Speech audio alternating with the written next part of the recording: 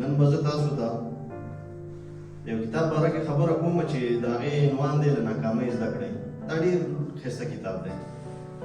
ما خپله لوستی دی او تاسو ته ریکمنډ کوم چې ویې لولئ، پیدا کې ویې لولئ، ځکه موږ او تاسو ټول چې یو حتمن په ژوند کې ناکام شوي یو. اول کار نوی کار چې شروع کوو د یو ناکامۍ سره مخ کېږو. بل که کله کله وګورئ دا کتاب هم داسې تشریح کوي چې زموږ او ستاسو په چار اطراف کې په کومه ټولنه کې چې اوسېږو هلته ډېر داسې خلک شته چې هغوی د ناکامۍ او د بربادۍ ژوند کوي.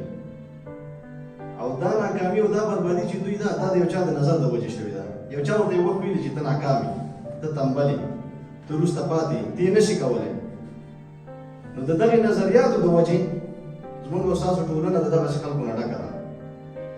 نو لومړی خو دا چې باید دا کتاب ولولو او بیا په دې سوچ وکړو که ټولنه کې داسې خلک لرو هغوی تشویق کړو، هغوی موټیویټ کړو چې د غیرت نه راووځي.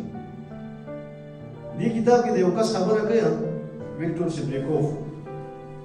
دا وی مکتب کې وو او درس ته بتلو، خو یوه ورځ یو استاد ورته وویلې چې دا ستا مکتب ته راتګ او دلته درس ویل دا د وخت ضایع کول دي. او زما مشوره تا ته دا ده چې مکتب پرېږده، داسې یو کسب کار یاد کړه چې هغې کې ته خپل ژوند جوړ کړي، یو ځای ته ورسېږي.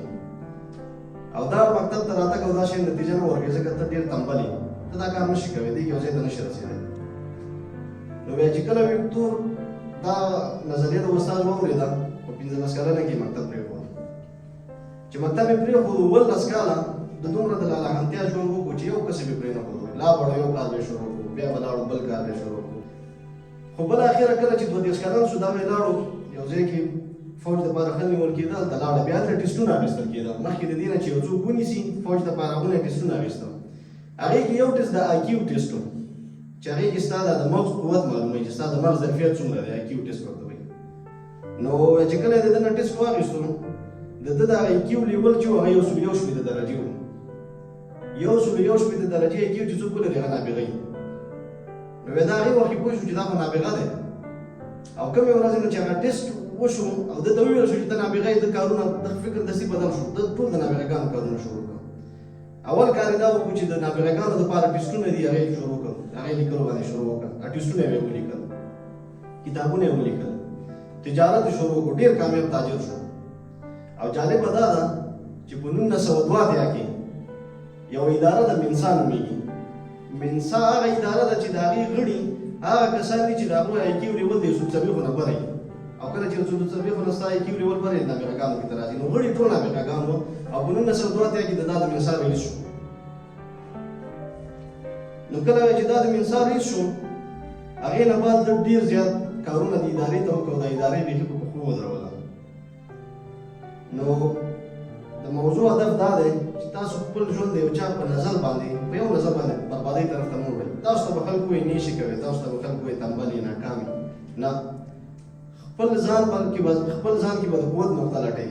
ته به یو فیلډ کې نه پوهېږي، یو فیلډ کې به ناکامېږي، د هغې نه به زده کړه کوې.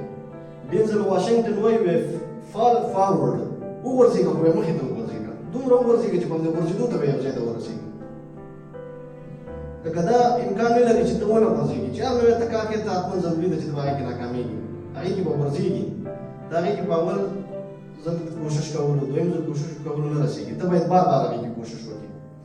نو د چا نظر که ستاسو باره کې دی چې ته یو کار نشي کوې یا دا ستا د وس نه ده، دا نظر اګنور کړئ، دا د هغه شخصي نظر دی. تاسو خپل ځان باید وپېژنئ، د خپل ځان قوي نقاط پیدا کړئ، یو ځای ته